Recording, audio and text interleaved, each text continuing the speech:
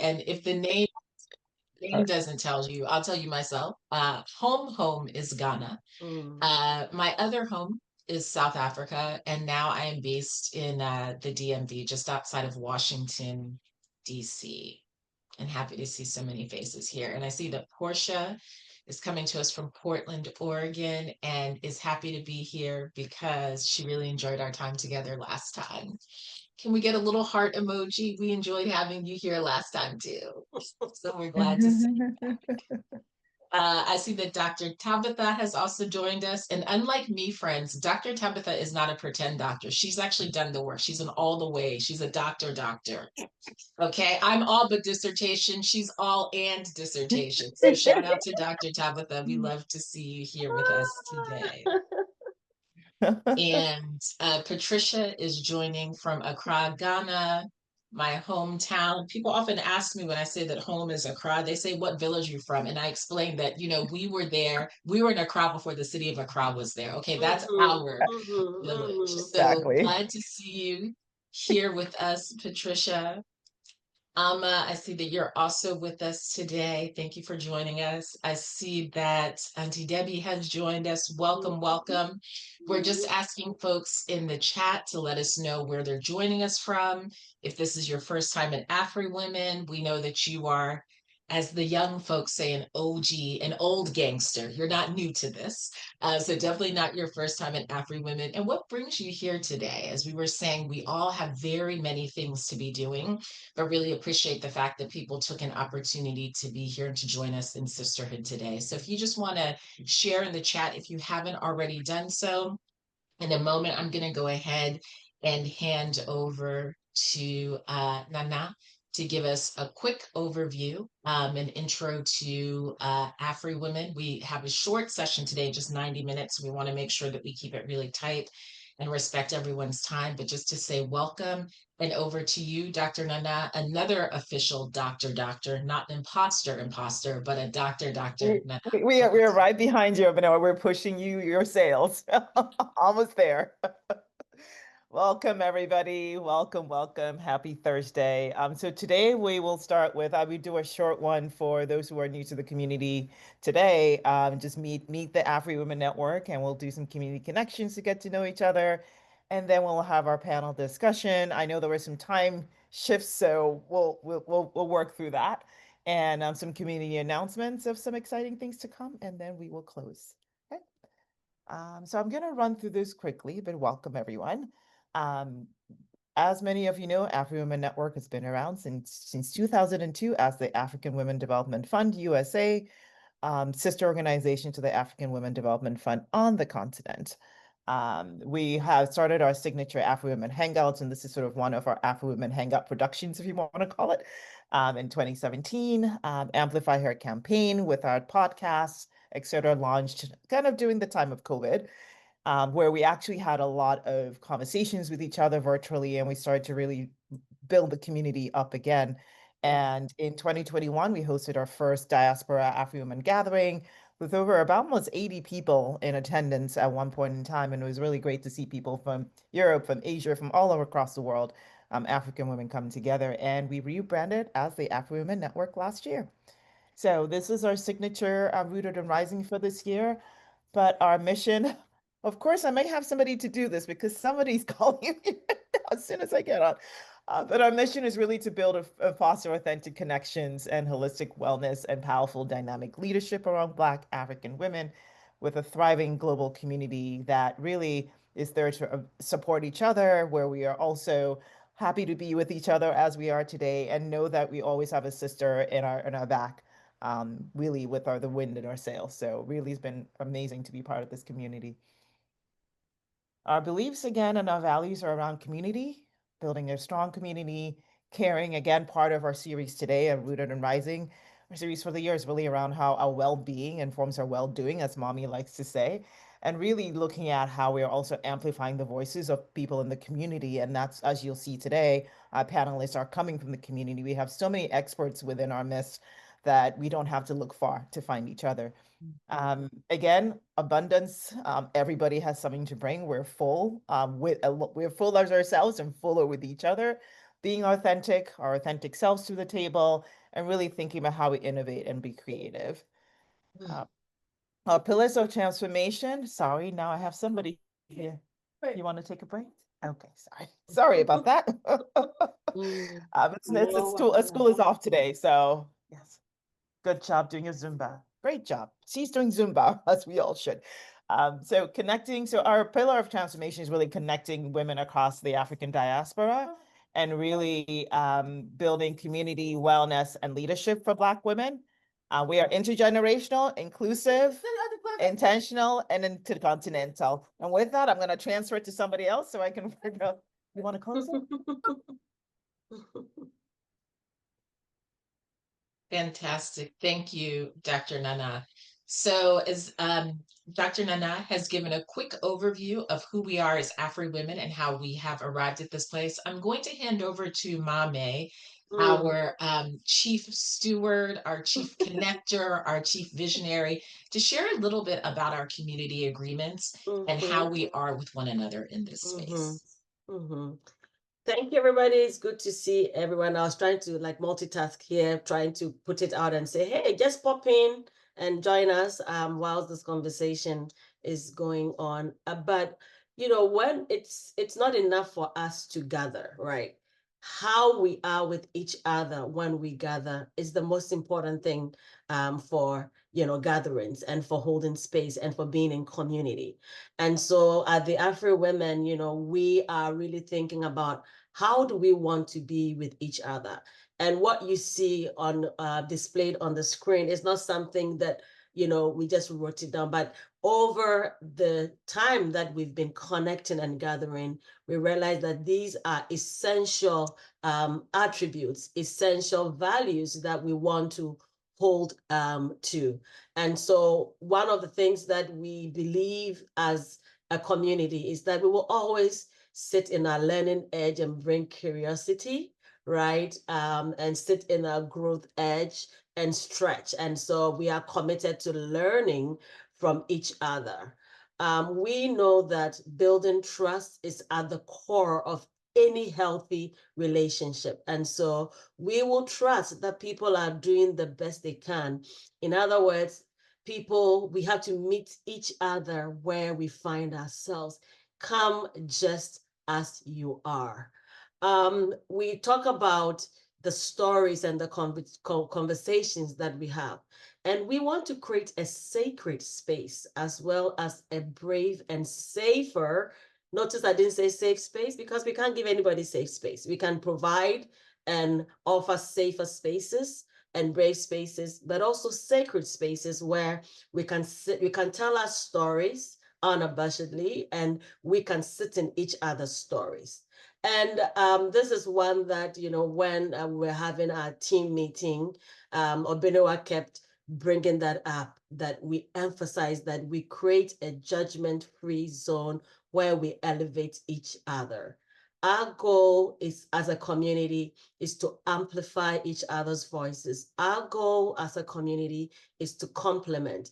Our goal as a community is to celebrate and not critique people. It's to collaborate and complement, not compete. And our goal is to support each other and not sabotage. And sometimes even self-sabotage is a big part of the things that we have to deal with. So we are a judgment-free zone, especially given the topic we are talking about. And then we will challenge the idea and not the person. We know that we are human beings and emotions come and they go. And sometimes a topic can trigger you in a way that can take you to a place that may be foreign to you, that you wouldn't want to go there. But when those moments happen, we always have to bring ourselves back to the idea that it is the issue on the table that we are really going back and forth or discussing, and not necessarily the person.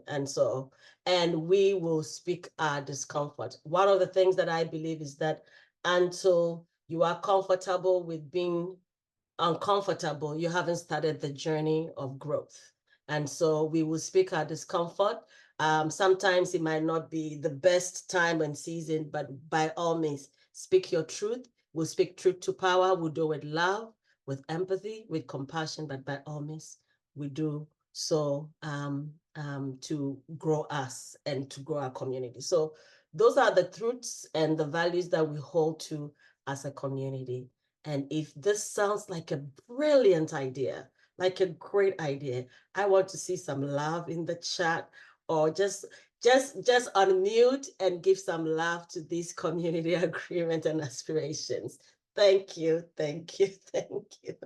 All right. Thank you, thank you, thank you, Mame. As you were speaking, a quote came to mind from Felicia Rashad. Do you remember Felicia Rashad? I would say that she's all our mothers because we watched her for years on The Cosby Show. She has a quote where she said, "Sisterhood is acceptance. Sisterhood is understanding. Sisterhood is compassion." And to me, that really sums up what Mame was talking about, because if we all come and we pretend to be perfect, then there's nothing to accept, there's nothing to understand, there's nothing to be compassionate about. But when we come with the fullness of who we are, we as sisters can extend that acceptance and understanding and compassion, not only to one another, but also to ourselves. Yeah. So again, thank you for being here with us today. We're going to have a moment of community connection that Mame is going to lead us in, but I wanted just to take a step back, and I thought it might be useful to recap our first couple of Rooted and Risings and what we talked about. So this series, Rooted and Rising, is exactly what it means, that we are rooted in our identity, we're rooted in this community, but we're also rising to be all that we can be individually and collectively. We started off in March, and let me just get a show of hands, virtual hands, physical hands. Who understands what is happening in the world right now? Or am I the only one who thinks the world is a little crazy right now? Okay. The spirit of confusion seems to be prevailing, right? And so in March, we started out with a session on discerning the times, like what is actually happening in the world. In June, then, we moved on to talking specifically about mental health, because we know that what is happening in the world and in our lives has real implications for our health and well-being, our mental health. And so today we're going to be talking about our physical health, nutrition, movement, etc. Because in the words of Maya Angelou, surviving is, or she said, surviving is important, thriving is elegant. And so we want to be elegant and to not just survive but thrive. So Mame, with that background, I'll hand back over to you for our community connection. Wonderful, wonderful. And so for our community connections, we're going to do some, usually we would do this together collectively, but this time we thought, given the conversations that we are having, we want to connect people a little differently. So we're going to be going into breakout rooms, I believe, Obenewa. And the question we are asking is, can we project the question for a moment? Let me see. I put it in the chat. Excellent. So in the chat, Abinoa has put the question that we are going to be discussing.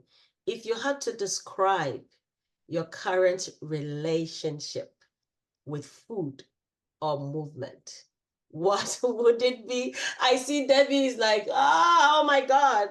I wonder, even when that question hit, what immediately came up for you. And so I want you to take, actually, before we go into a breakout, take like a minute.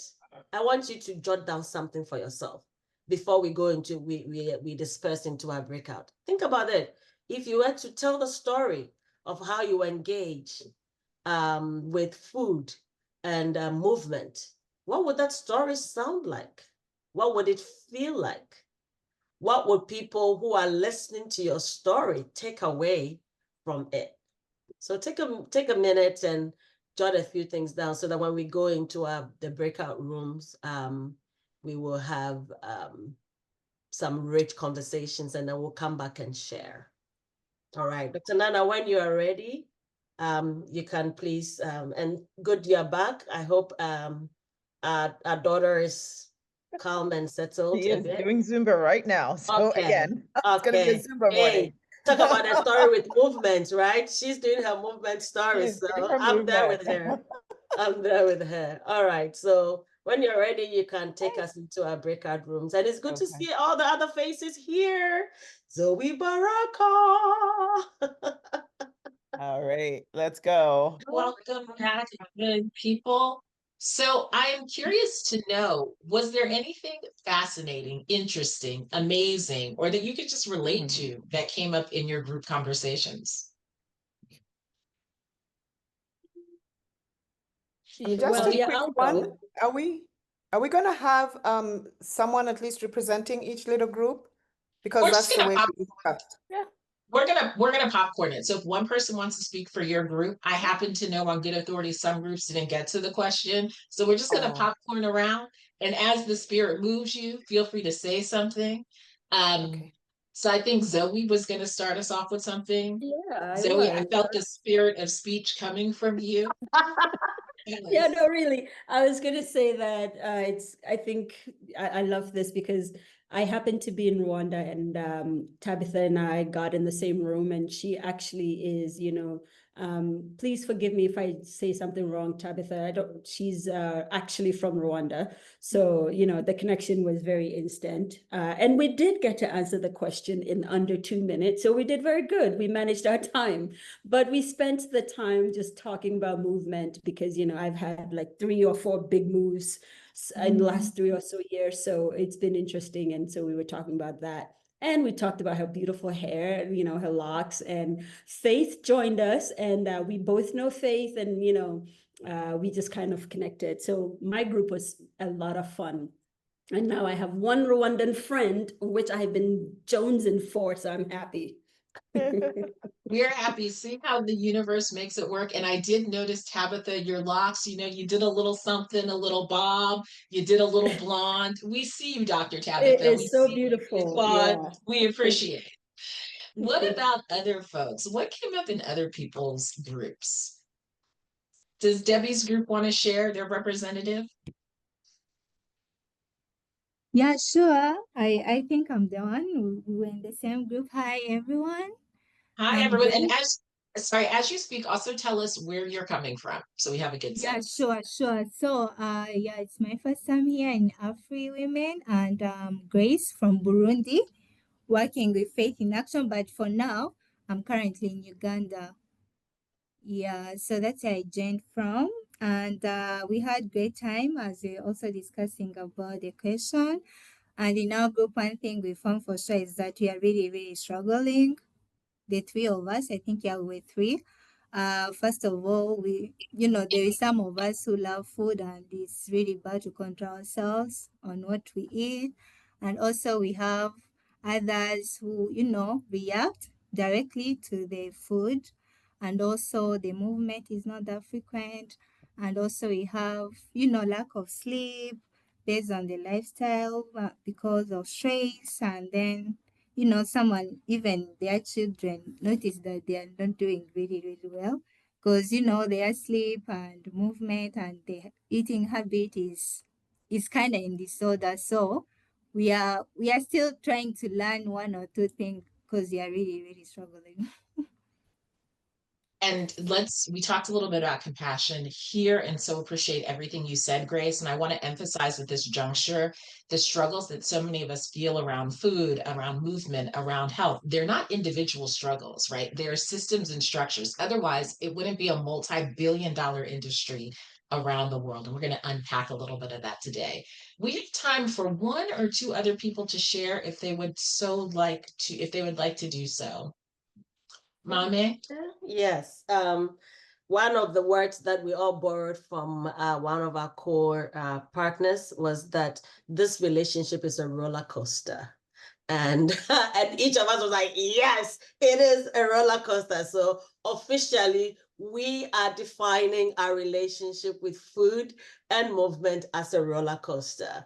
And we talked about dancing, in terms of movement. Like for me, I dance a lot. So when I get the opportunity to dance, and then when I go to, when I'm home and I have my schedules, walking is always, recommended. But then when I'm traveling and I can't do much, Tabitha and I were just in New York. We spent a lot of girl time together. And I think I was clocking 20K steps every day. You know, we had our sneakers and, you know, we would be so tired, but it made a difference and it helped. And then when it comes to food, one of the things that we talked about is like understanding the psychology of food, how we eat, when we eat, all of that. But also one thing that is so real for all of us, I was speaking from my experience that being perimenopausal has thrown my body into something. It's like I can eat a leaf and still I'm like, what's going on with this bulging tummy? It's like I just ate like quinoa. Hello, it's supposed to do.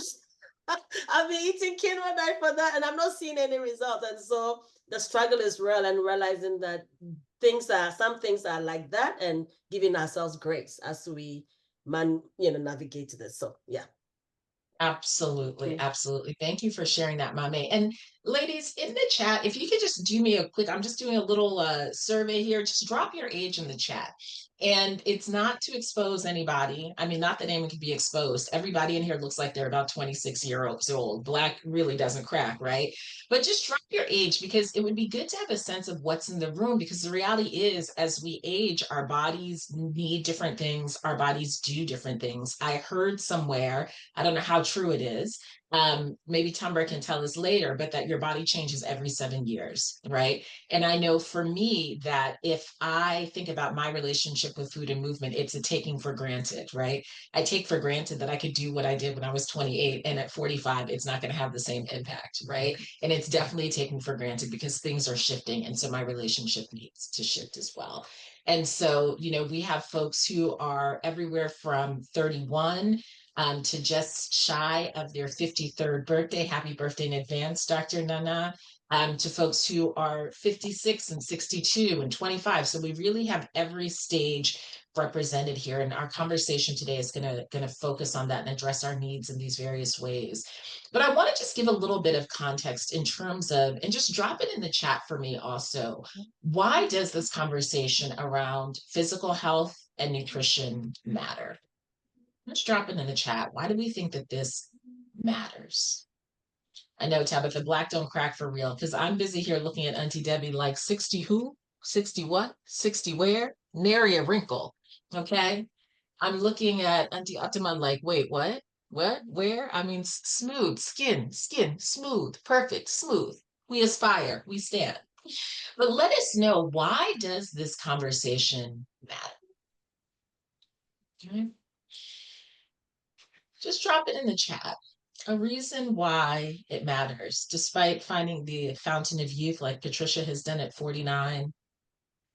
What makes this conversation important? And I think it's really important to say that when we talk about African women's health, we're not just talking about wellness trends, right? That fundamentally, this subject is a matter of life and death. We know that across the continent and the diaspora, women's life expectancy is cut short, not only by unequal access to care, but also by preventable conditions rooted in stress, nutrition, and lifestyle. High blood pressure seems to be the Black woman's burden, right? The silent killer. Research from groups like Girl Trek, who has this amazing self-care boot camp that is online free of charge. I highly recommend it. But the research shows what we already know, that consistent movement, rest, and sisterhood, spaces like this, literally extend our lives. And they've documented how small, culturally grounded practices, walking together, reclaiming joy, nourishing ourselves, help us as Black women to reduce the risks of heart disease, diabetes, stroke, and other leading killers. And we know that for African women at home on the continent, the statistics are also very sobering, right? Disproportionate rates of maternal mortality, cardiovascular disease, and stress-related illnesses. But the good news is that the story doesn't have to end there. Simply because that's what the statistics say, that doesn't mean that's what our destiny is, right? The reality is, when we intentionally return to our roots, to prioritizing movement, balanced nutrition, and nutrition as we define it, okay? I firmly believe you can still eat your pounded yam and be healthy. It doesn't have to be quinoa and seaweed all the time, right? But when we return to those things, we can begin to rewrite the outcomes for ourselves. And that's why today's conversation isn't just a conversation about wellness. It's really a conversation about us choosing life and choosing life together, right? And so I'm seeing a couple of things in the chat. I will share the self-care bootcamp link. Zoe talks about this conversation being important for support and encouragement, and it matters because it helps us influence and shape policy, right, for African women on the continent and in the diaspora. It also shows that, as Atama says, health and wellness isn't prioritized. And so this is something that we need to prioritize for ourselves. And those are all the reasons that we've gathered here today. And today we are going to have, we're privileged to have a panel of two dynamic women, Tambra Raye Stevenson, who is here with us now, and we will be joined in a short while by Bernice Maabena Antwi. So I will go ahead and introduce them both and then begin just to ask them a little bit about their stories and how they began in this work. So by way of background, Tambra is the founder and CEO of WANDA, Women Advancing Nutrition, Dietetics, and Agriculture, a Tufts alum, an American University PhD candidate, and a National Geographic Traveler of the Year. She has been recognized globally for reconnecting to her Fulani roots through food. In addition to speaking across the continent, Tambra has advised the White House, the USDA, and the DC Food Policy Council. For those who aren't familiar, the USDA is the US Food and Drug Administration, and the DC Food Policy Council. And her work has been featured in Forbes, NPR, and the Washington Post. So Tambra is a real expert. Let's have a little round of applause for Tambra. You can do it old school, you can do it virtual, you can do it like the kids do Yes, it. girl. Yes, girl. And so we'll go ahead and start off with Tambra, and when Bernice arrives, we'll introduce her. But Tambra, I would love to know from you. I mean, you have such a distinguished history and background. First, just a little bit about yourself, your Fulani roots. We know that Fulani are in many parts of the continent. So where exactly you hail from, and a little bit of your story about how you got into this work. Over to you. Thank you so much for the invitation to join the sisterhood. I want to first open up and speak to the importance of moments in our country and really the world right now, how important it is to have digital Black women safe spaces like AfriWomen Network. And so I just want to thank Mommy, who I've known for quite some time, and Ivy and others who I've met in my travels. And I'll be meeting more by the end of this month in London and Brussels and other places. But just to start on my own personal journey and story, I hail from Oklahoma, which is in the heartland of the U.S., or what we call the flyover zone, which is north of Texas. And I grew up also in Dallas as well. And so as anyone who knows Texas, Houston is basically a little Lagos. And so I spent time there where I have family. And so as someone who has grown up in pretty much a matriarchal family, meaning my mom, my grandmother, strong, sensible, pragmatic Black women, but yet they didn't always take care of themselves. I think part of it is just survival mode,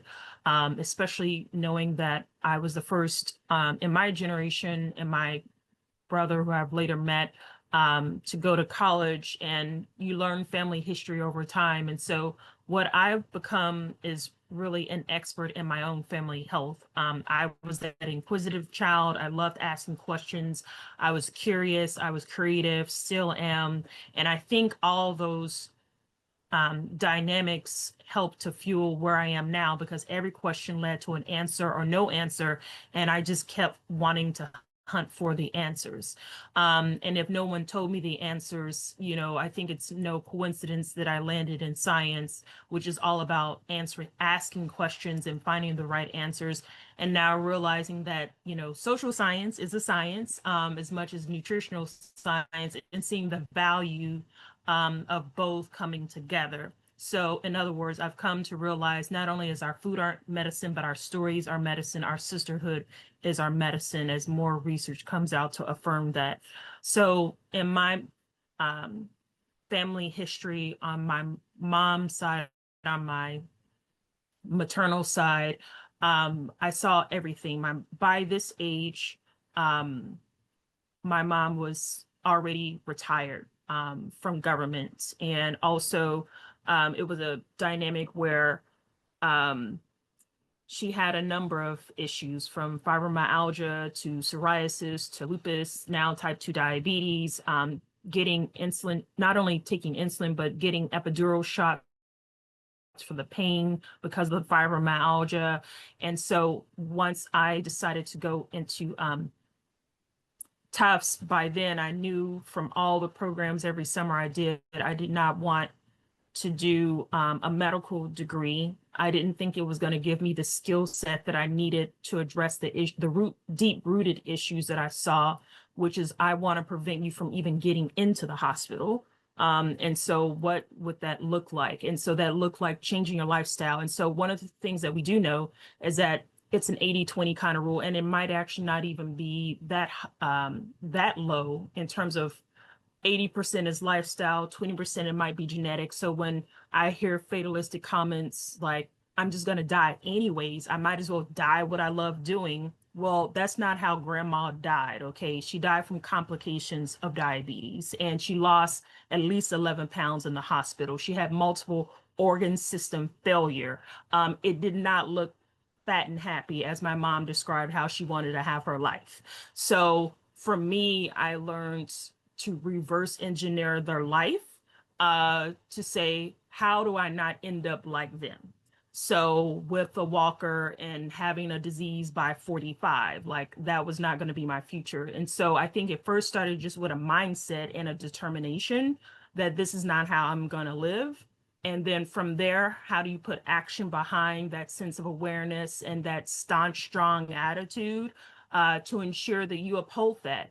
And so for me, that became very clear that we don't talk enough about food, the things that we have control of every day in our lives. How do I make the best decision? And if I saw my mouth as a bank, how am I making withdrawals and deposits that have a return on investment? And I don't think that's how we structure in seafood. We see it as a form of comfort. Well, there's a lot of things that bring us comfort, and there's a consequence to that comfort. Choosing the wrong man is a great example of that, okay? So I feel it's the same way when it comes to food. If you choose the wrong man, choose the wrong food, you're gonna have some bad outcomes. So let's make healthy decisions, ladies. I know from experience. So I say this because all food is not created equal. Some will be weaponized, some will be an extension of liberation. And so for me, I've made a decision and a philosophy that I want my food to be an extension of my identity, my belief system, my values. And some days I'm gonna give myself grace if I slide up in some Haagen-Dazs too, but that's not gonna be every day. So the times in which I do choose to see food as a form of freedom, it's like, okay, I may not be able to hit Nigeria right now, so let me go and have a taste of Nigeria. I may not be able to hit Ghana right now, let me get a taste of Ghana right now. And so food is a passport to travel and be able to not only affirm and support a Black business, which I'm all here for. Economics is important as our health, but also it's about understanding that we're affirming who we are and what we believe in every day with the choices that we make. And so being conscious of those decisions become important. But since someone did mention menopause, I think it's an important conversation to quickly dive into and just give you a sense of, at my age and stage of life, being a mom of 2 teens, how do I have at this point no medication, no diseases, even though I have a grandma who's 98, overcoming a stroke, diabetes, still have her faculties on my father's side, outlived 3 husbands, 2 children. I lean into the ancestors and I want to be like that grandma, not the other one who died in her 70s with the multiple organ system failure. No. So that's the grandma I hang around with every time I go back home, like, Grandma Ruby, how you doing? So I want her energy.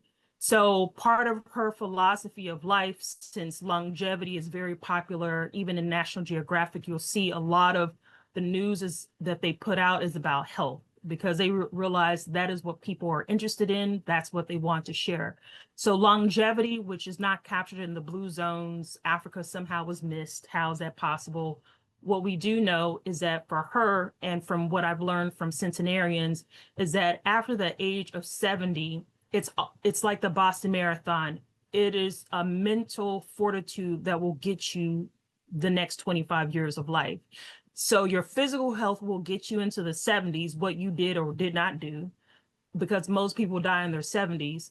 But about time you get to 100, it's mental and spiritual. And so what I mean by that, I asked my grandma, what do you think keeps you living long? She says, I let go and I let God. It sounds so simple, but it is. And so I just wanted to leave you with that concept of what is weighing you down that you need to let go, whether it's certain food decisions or not. But also when it comes to food decisions, one quick philosophy I use is 30, 30, 30, 30 grams of protein, 30 minutes of workout, 30 minutes of fiber. Most people don't get enough fiber in their diet. So the quick way to do that is greens, beans, and grains. If you can eat that every day, either in the form of a salad, a smoothie, sauteed, or in a stew for breakfast, lunch, dinner, or a combination, like that is going to get you to that 30. Therefore, it's like a broom and a dustpan coming together, sweeping out any toxins in your body, and you should be regular every day. If you're not, go get a colonics and get the clog out, because most people are getting colon cancer because they have clogged up colons, not enough fiber to get the low fiber foods out. And most is going to be meat, sweets, alcohols, sodas.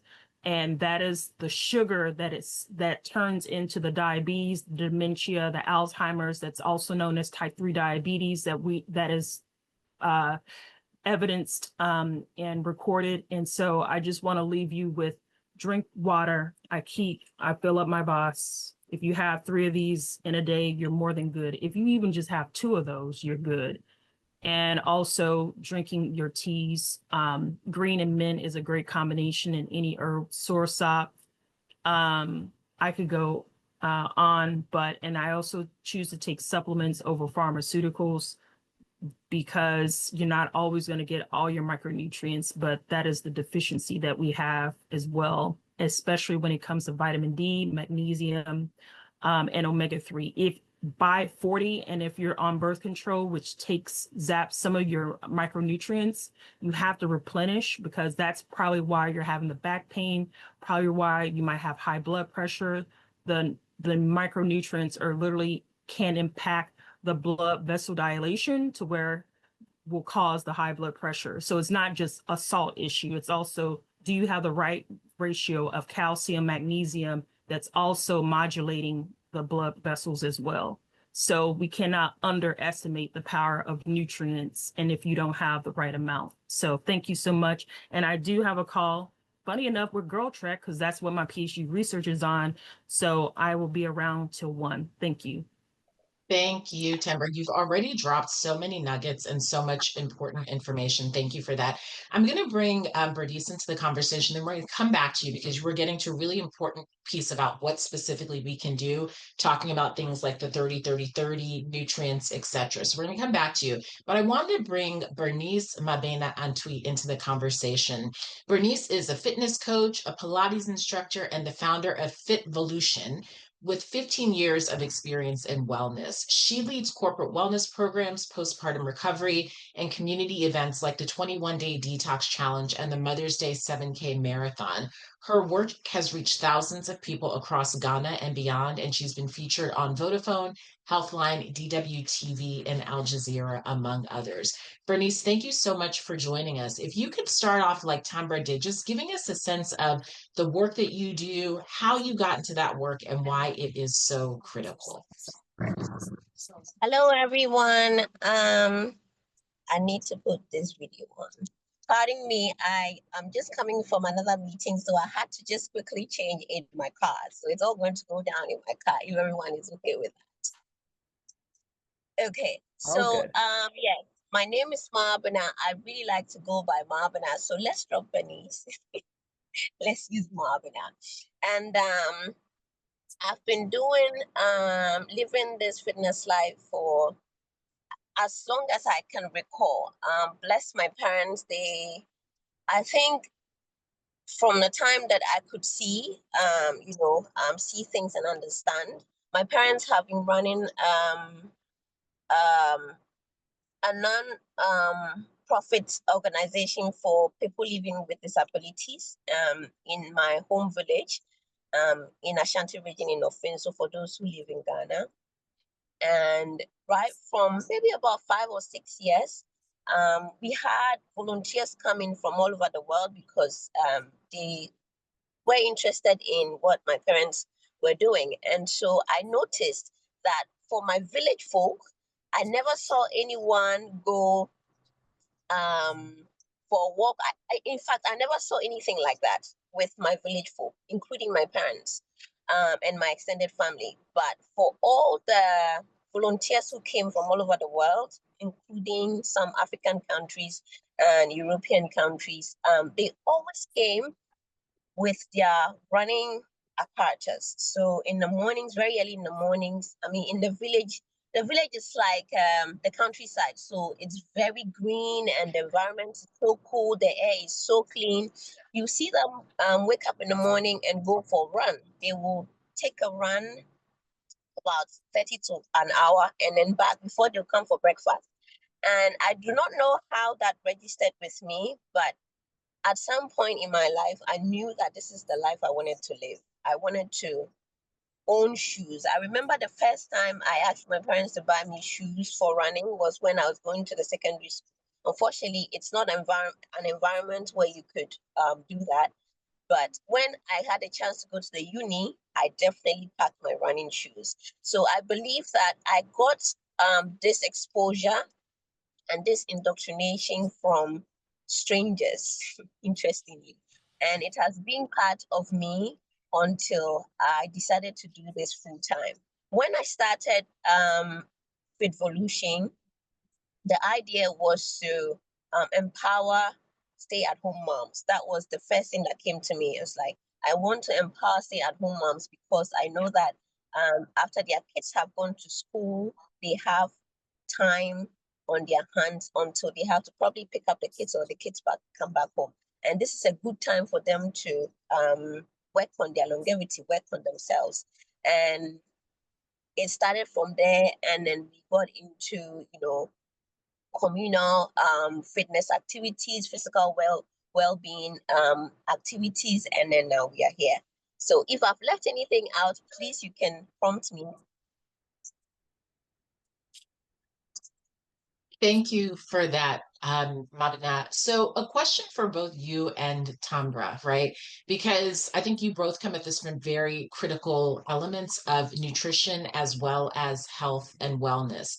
I am curious to know what are some of the cultural perceptions, right, that hinder both on the continent and in the diaspora that hinder our wellness journeys as Black women? What are some cultural perceptions, norms that either help or hinder our wellness journeys? And I believe, Tambra, you said that you had to leave us in a few minutes, so perhaps we could start with you answering that.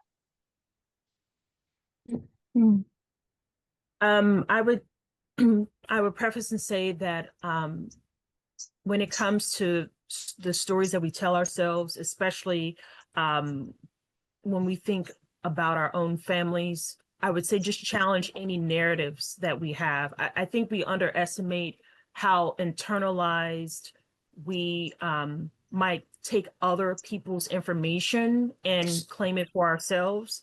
And I just want you to challenge to say that just because one chapter closed, it didn't end well, doesn't mean that you can't start with a new chapter. And so being able to know that, yes, my grandma died from diabetes, that does not have to be your legacy story for your family. And so just like you're building riches and education and businesses, see health too as part of the kingdom building efforts and showing what does that mean, because to have a child that you put before you in private school and then die by 40 from a heart disease, it's kind of like, why was the same level of investments not being made and making healthier decisions? So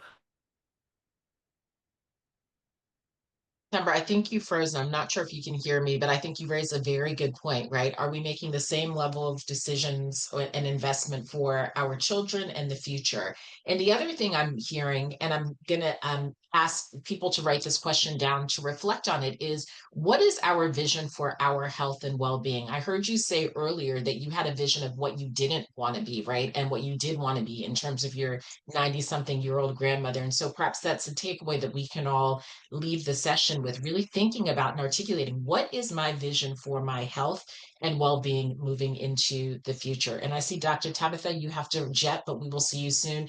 Tambra, one more minute before you go, would love to know, you began talking about supplements. If there was one thing that you wanted to share with people to do today, right? The thing that they should immediately start doing for their health and well-being, what is that one thing?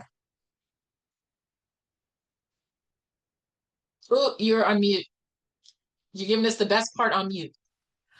I was saying, being able to drink water every day. And I say this because people talk a lot about food is expensive, price. So what is the one thing that you do have access in your control if you don't want to drink out of plastic bottles, which I would highly not recommend. I know it's an African thing, but the microplastics, the BPA, if you think about food and environment, you're not just drinking water, you're drinking other harmful things. And so I would say for people who are for cost saving measures, just boil your water, filter the water if you don't want to, and put it in a glass bottle. Put it in a glass bottle. Well understood. Thank you. And this is the last question for real, because I keep seeing all these challenges. How much water should people be drinking? I've seen everything from 8 glasses of water to 3 gallons of water a day. I mean, I tried that 3-gallon thing, baby. I lived in the bathroom, right? No. When you say people starve, what should people's goal? You're supposed to be drinking half your body weight. So in ounces. You know what you weigh exactly. So that's typically around 64 ounces. So that's why I even have this Voss 27 ounce. If I drink 2 of these up to 3, I'm good and Gucci. So 3 gallons, that's crazy. So I would just say drink the water, because again, it's like a dustpan. It's flushing out, but you need to have proper things to flush out. So that's where the fiber is the dustpan, the water is the broom. Okay, so that's how this thing works. We need fiber, so that's your greens, beans, and grains, whole grains. So the donuts, the pizzas, the burgers, that's low fiber, that's not healthy grain.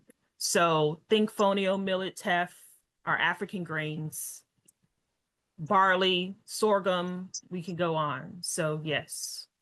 Brilliant. Thank you so much, Tambra, and thank you for coming today. Thank you for dropping your website and your LinkedIn in the chat. We'll be sure to send that out in the post-session materials. Really appreciate you and taking the time to be with us. And we're all just going to start drinking our water right here and right now. Definitely stay hydrated. Yes, ma'am.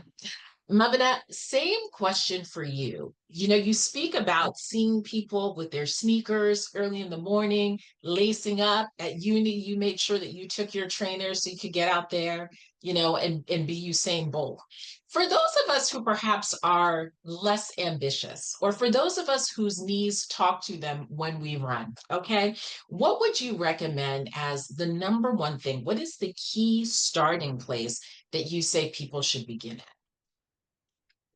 You know, when it comes to fitness, I know that currently, because thanks to social media, we are taking advice and we are panicking because of influencers. A lot of us are taking advice from influencers who have literally just taken a course and have never had to deal with one person in their life, you know, have never had an experience of actually taking care of a person, but they're throwing information everywhere. We are taking advice from people who have succeeded in going to the gym, you know, and able to overcome whatever challenge or goal they put before them. And they are advising us using their methods, not necessarily science, to advise us, and we are grappling for it. If we don't take anything away today at all, please take this down. Your musculoskeletal system, let me just break that down. Your muscles, okay, that are attached to your skeleton, which is 40% of your body weight, is the most important thing you want to take care of when it comes to your physical well-being. Should I repeat that? I think I will. Your musculoskeletal system, the muscles that are attached to your skeleton, that allows you to move, to sleep, to run, to sit, everything, is the most important thing you want to take care of when it comes to your physical well-being, because it takes up 40% of your entire body weight. I'm sure we will all remember with our little biology in school that your bones carry your bone marrow, and in the bone marrow, that's where cell formation happens. So if I'm not going to worry about the aesthetics that we worry about, you know, I want my butt to firm, and I want my belly to have six packs, and I want my arms to this and that, it's good. But whenever you're thinking about your physical well-being, I want you to look at it this way. If I don't take care of my muscles that are attached to my skeleton, I will lose the strength in it. And if I lose it, it has nothing to do with the aesthetics. You will lose cellular formation, which is the basic thing that every human being needs. You need your cells to reproduce, to multiply, so that blood can work in the body. You need your muscles to be active and strong so that it will absorb insulin, because when we eat, the organ in the body that takes up the most of the food is the muscles. And so if we are looking at our physical well-being, our focus should definitely be helping the muscles to absorb as much food as we eat, so that we don't have extra insulin. Okay, another thing is that we should look at it this way. Okay, the more I move, the more my muscles have strength. And the more my muscles have strength, the more ability I have to succeed in life. Because if we don't take care of our physical well-being, it will become our major competitor in life. You know, the competition will not be the people out there and the people in your business that you think are your competitors. Your competition will now become your very self. Your health will now be competing with you for your success. And so let's not, look at it in the complexities of social media. And today this one is saying work here, and tomorrow this one is saying do this, and next day this one is saying this activity is better, this one is better. Just look at move, and let strength train, especially for women and women of Black descent. Strength training is like the cornerstone of our existence. We can absorb all the stress. We can put everybody before us. We can, be labeled as the strong Black woman, which is a myth, we all know. But we need to come into ourselves and tell ourselves that for me to be able to overcome stress, which is the buildup of cortisol, which is because we don't train enough to even train the muscles everywhere. If I don't strength train, I am allowing everything else to go. And we don't want to do that. So just strength training is the cornerstone of every physical activity you can think of. Don't think too complex, don't think too far. What I mean by strength training is you can use weights, which is great, whether big or small, as long as you're moving. And you're moving between 1 to 30 reps.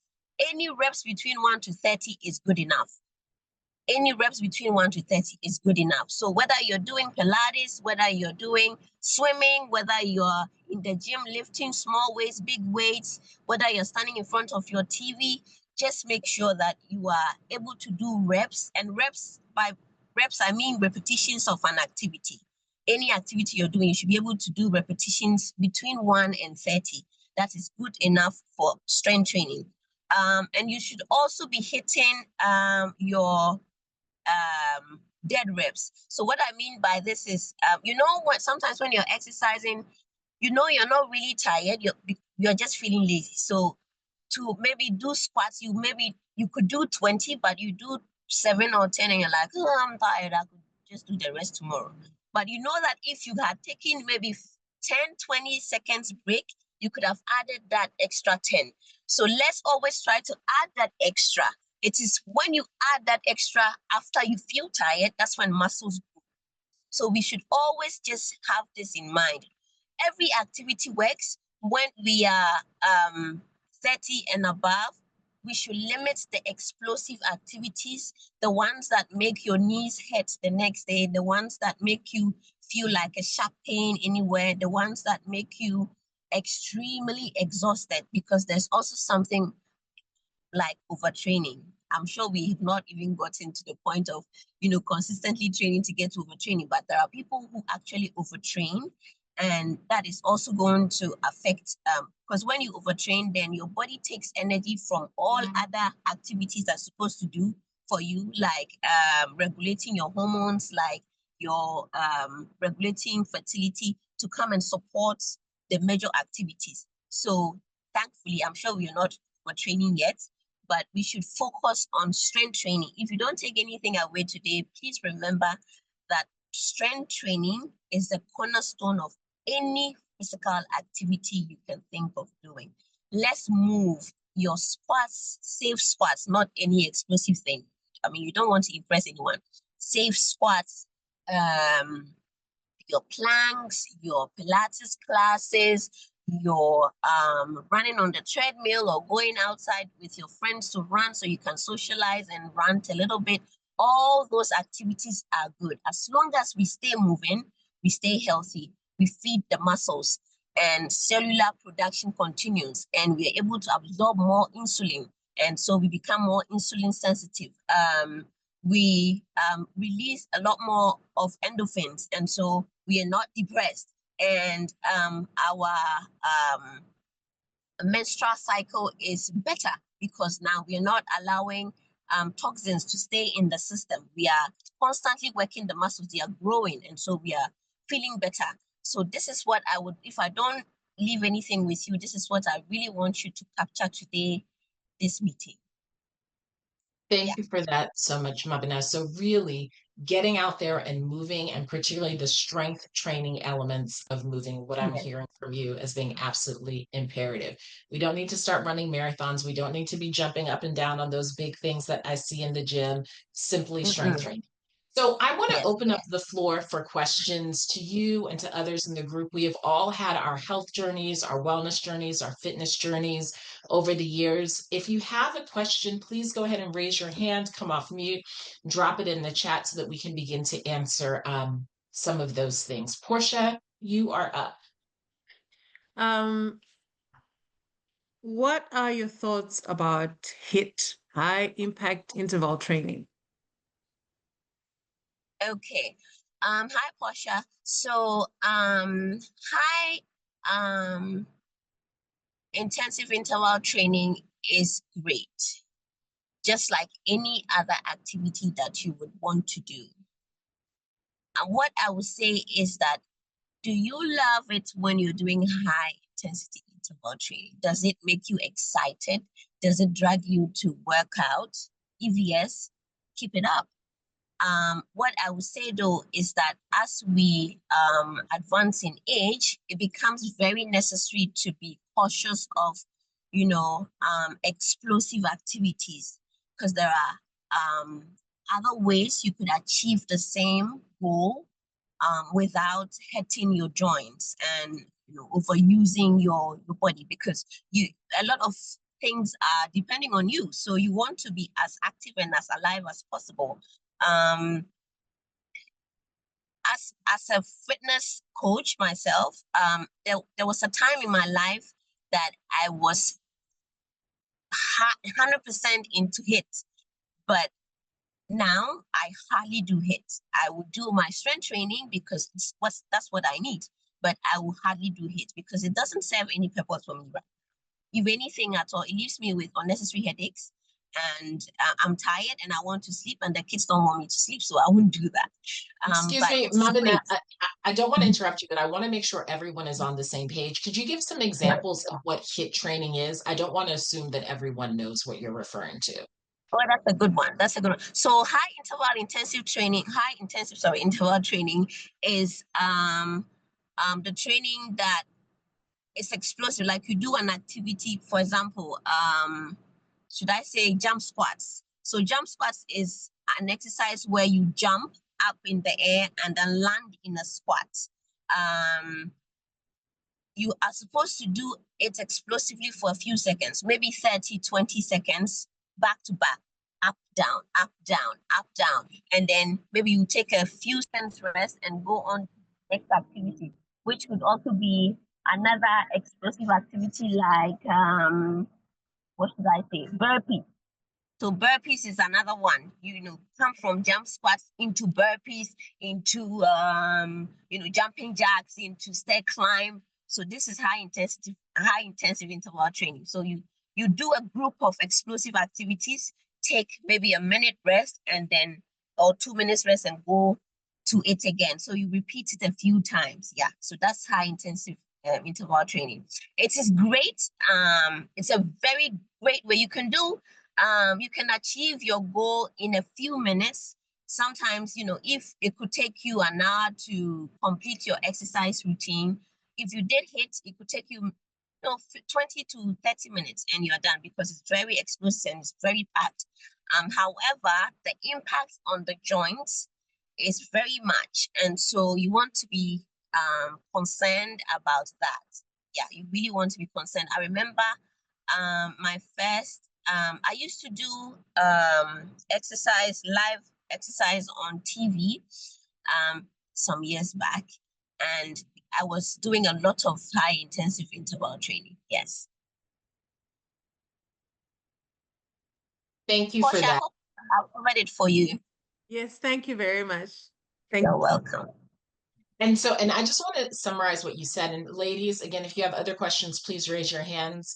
And the question's not just of Maabena, but of one another. But what I'm taking from you is that you don't have to do the most. It seems like there is an idea that to be physically fit, you've got to be out there at 4 a.m. every day running a marathon. But what you're saying is start where you are, use what you have, do what you can. Just get started. Yeah. Any other questions for Maabena or questions generally around physical health and wellness? Dr. Nana. Yeah, so hello, Maabena. Good to see you. Yeah. I have a question, and I think maybe you started to answer that somewhat. And I know over the years I've kind of gone through my own fitness journey and food, whatever, right? And my question for you is, especially as you age, what have you found that helps people to be more consistent, right? So yeah, like, we do the treadmill, we do it for a month and then we stop, right? We do this and then we stop, right? And what have you seen in your working with various women that keeps them coming back, right? I think that consistently, because I have women in their 60s who are very much strong and going with their fitness activities. What I've noticed is that you take up different activities. So, for instance, you would want to attend a group Pilates class because you love how it makes you feel after the class. So you're in the class for the after effect. You would want to do swimming because it lets you be in the water and close to nature. It allows you to relax your brain. Maybe you like to go for a walk with your older kids or the younger ones for a few minutes, in 15, back 15. So I think that it's in variation. It's not really, and the key is not focusing on the aesthetics. I want to work on this place, or I want this place to look like that, or when the focus is on movement. I'm moving because I want to be able to sit on my toilet when I'm 80, or I want to be able to, go to go do my own shopping when I'm 70, or I don't want to retire and be, a couch potato. These things, when they drive you, they help you to stay on it. And I want to say that the fitness life is for life. So it's okay to take breaks. Sometimes life can, hit you and life happens.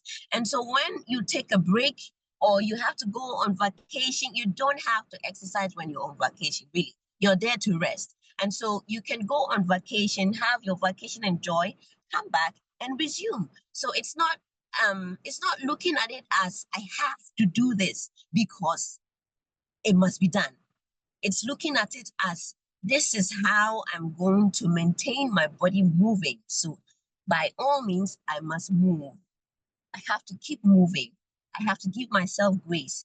If I don't feel like going for the Pilates class this week, maybe I just want to go for a walk and breathe in fresh air or look at, things that are new in my neighborhood or, just clear my head.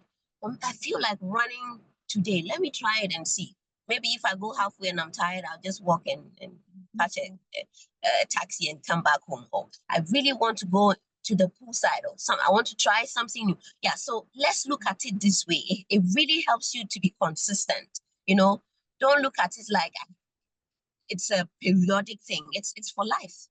So let's look at it like that. It really helps. I hope that I've answered you. Thank you. Yeah, no, that's very helpful. Variety and what drives you. Yeah. Absolutely. Thank you so much for that, Maabena. And I think, again, you raise a good point going back to our collective action item of what is our vision for our health and wellness? You mentioned being able to get off the toilet when you're 80. We don't think about these things, but the strength we have now will enable those types of basic daily functions later on. So thank you for that. So, good people, we are nearing the end of our time together. I want to hand over to Dr. Nana very quickly, who will give us some updates on what is coming next. And then Mame will close this out. But before we do that, want to ask everyone just to give a big round of applause to Maabena for joining us, show your appreciation in any way, shape, or form. We thank you for being here today. But more than that, we thank you for all of the years that you've been an example of what it looks like to be an African woman who is committed to her health and fitness journey. And of course, thank you for being with us today. Thank you. Thank you so much. Thank you. Dr. So thank you very much. Am I sharing something? I think. You're Okay. sharing some beautiful redwood trees on Yes. your desktop. Oh, what is going on with my whole thing here? And we give thanks because I've been in some sessions where people have accidentally shared things and they have not been as lovely as nature. So, Let's see. Is that Okay. okay? Thank you. So just some quick announcements for everybody. Our next one, and we'll have you capture some feedback from all of you before you leave. Actually, Ivy, if you can please put just the exit sort of quick survey in the link in the chat, that would be helpful. We're hoping to have our next Reading and Rising on December 11th, a Thursday, if this time works for everybody. So again, we'll get your feedback, but this is a preliminary. I do also want to share that some great news, and I'm glad that Zoe's here. But we're going to be launching starting tomorrow, our Founding Mothers docuseries. I will share that in the community, but I'm excited for this. So we'll send that out on our YouTube channel. If you did put your information into directory, give us some grace, trying to make everything come together in one place, in one way, so it's easier. And if you haven't yet, you want to just send me a note in the admin and join our community if you haven't yet. And again, follow us on social media, find us on YouTube, support our work, and we're excited for tomorrow. So I'm going to hand over to Mame and go on. Okay.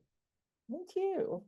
Awesome. And so quickly, the way I want to, this has been, I don't know about you, but I'm just over the moon. And so the way I want us to check out is what I call one word, one blessing circle. And I'm going to invite everyone to really pause for a moment. Take a deep breath. A lot of information has to relax your shoulders, maybe stretch your neck a little bit, however that feels relaxing to you. I feel like I need to stretch my neck a little bit. Maybe for somebody, it's just a pause and just a deep breath and releasing, or just moving your fingers or something, whatever that feels to you. And I want you to think of a word that captures what we've been sitting in today. So think of that word, write it down for yourself, just write it down. Just one word that captures what we've been sitting with, what we've been hearing, and what you are going to leave the space with. It could be something like hope. It could be clarity. It could be courage, whatever it is. And then once you have that word, I want you to write a wish or intention for that word, with that word for this group. So I'll give you an example. My word is courage. My wish, my blessing and intention for this group is that we keep choosing courage over fear. All right. So my word today is just being courageous, just courage. And my blessing is that we keep choosing courage over fear. So, and now that you've written that out, we can popcorn, just speaking to the room, speaking to the room. I'll say speaking to the room. And if you're able to also write it in the chat so that we can capture that, because we're going to save that and use that, in our sharing. So I'm just going to go around very quickly, and I'll start with Faith. If you are available, I'm going to start with you to share your word and your blessing. If Faith is not readily available, I will go with Ivy. If you are available to share your quick blessing and word. If Ivy is not available, I will go with Amma. Amma, are you there? If Amma is not available, okay. Go ahead. Go ahead. My word is gratitude. The wish for this group is that we find gratitude in the little things as we go about our daily life. All right. Beautiful. Thank you. Gratitude. And put that in the chat for us, Amma. I'll go to, I see Faith has unmuted. Faith, go ahead. Thank you, Mame. Happy to be here in community. My word is happiness. Don't procrastinate your happiness. Wonderful. Please put it in the chat for us. Thank you. Thank you. Patricia, are you able to share your word with us briefly? Yes, go ahead. Yeah. For me, I would say empowered. And also we should continue empowering each other with the kind of expertise that we have. Wonderful. Beautiful. Thank you. Please put it in the chat. We want to capture all these beautiful ones. Otima, I will go to you. My word was to continue. So to continue moving and being blessings. Please put it in the chat. Portia. My word is freedom. And my blessing is may we grow in true freedom. To eat well and to move until we're ancient. Ah, beautiful. Thank you, Portia. Please put it in the chat. Grace, are you there? If Grace is not there, Maabena, I know. Yeah, sure, I am. Go ahead. Go ahead, Grace. So my word is anticipation. Think of your future and prepare for it, especially. Thank you. Please put it in the chat, Grace. Maabena, are you able to speak your word? Oh, yes, I am. Yes. I think I'll leave us with choose yourself. Don't be anxious to choose yourself. Always, every day, try to do something that makes you identify you. That's what I'll leave with that. All right. Thank you. I know you are driving or you're in the car, but if you can put it in the chat, I would love that. Dr. Nana. So my word is sort of ready again, ready. Ready to, and may we all find the paths that keep us going. Because as I'm gonna get this stuck in my head now forever. Maabena's statement of fitness is for a lifetime. Beautiful. Thank you. Zoe Baraka. My word is reset. May we reset as many times as we feel the need to. Beautiful. Thank you. And I know I missed Malice. Malice, is this the Malice I know? I don't know if this is Malice from Benin. C'est toi? Okay. Veuillez nous donner votre mot et puis votre Bernice. Okay. En anglais, s'il vous plaît. Go ahead. Okay, thank you so much. I joined the meeting very late, so I only follow the last part, and my word is well-being. And my blessing is we really need to work on our well-being, and I wish that all of us healthier to be able to do what we need to do, and for that we really need to put the work. We need to really work on it. It will not come by its own. Wonderful, Malice. Please put it in the chat for us. And I think I got everybody. And so I will pass it back to Obinna. You are going to close us out with your word and blessing. And then we can party. We can move as we get out of here. Thank you so much, Mame. So for me, the two words, the one word was that it's possible, right? That it is possible, that it is attainable for us to have the health and well-being that we want. And then my other word was that it was actualization, that my hope for this community is that we actualize the things that we've talked about today, that these aren't just notes that sit on our phone or on our laptop, but that they become notes that we sing and we live and we play every day. And with that, I want to just leave us with a quote from Maya Angelou. We've talked about health, we've talked about fitness, we've talked about nutrition. But one of the things she said was, let me remind all women that we live longer and better lives when we have sisters we love. Right. And so in as much as we're going to move, in as much as we're going to eat well, let's also continue to love one another, to be in community. We'll be back here on December 11th, but make sure we see and talk to one another and support one another between now and then. So with that, we are officially 90 minutes in. Our time is closed. Thank you all for being with us today. We look forward to what tomorrow brings. Take good care. Thank you. Thank you, everybody. Thank you, everybody.